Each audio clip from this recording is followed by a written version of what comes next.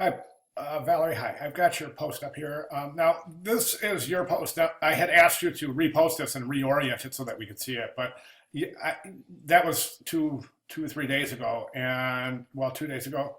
And without that being reposted, Pollen went ahead and took the liberty of reorienting this so that she could go ahead and critique on it. And I thank you for that, Pollen. Thank you very much.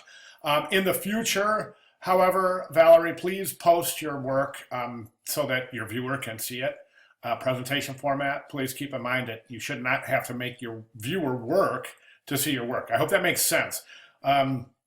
It's pretty important though. I mean, there's no way that that's not true. We can comment on kerning like this, but actually it's one of the practices we do. However, I think it's important for you to understand and to learn how to post your work to the discussion board so it's oriented correctly in assisting your peers at looking at the work. Now, the word banana, let's take a look at it.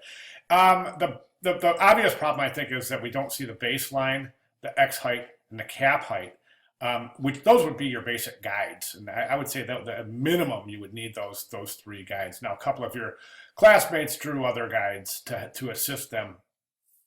I think, though, that those three, baseline, X height, cap height, are imperative for this assignment.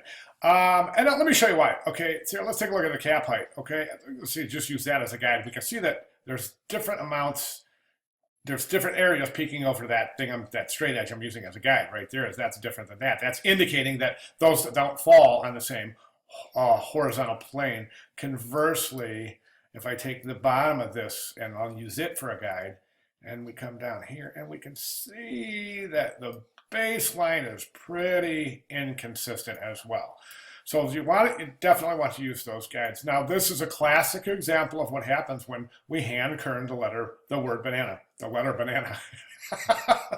When we hand kern the letter banana. When we hand kern the word banana, we typically get three subgroups: the B, the A, the N, and the A, the N, and the A. And that's just the way the mind groups things and the way that these letters are perceived to be equal while they're not actually so.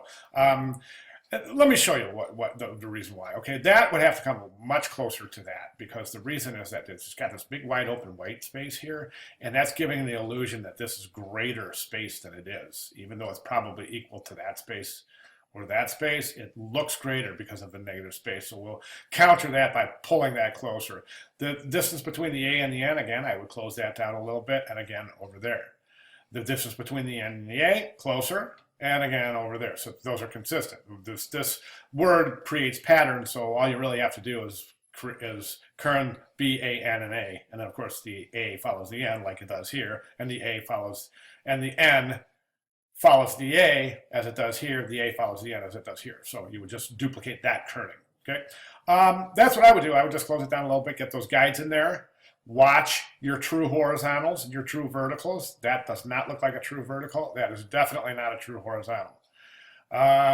Interior spaces, negative spaces look pretty good consistency. I'd say overall you did a darn good job.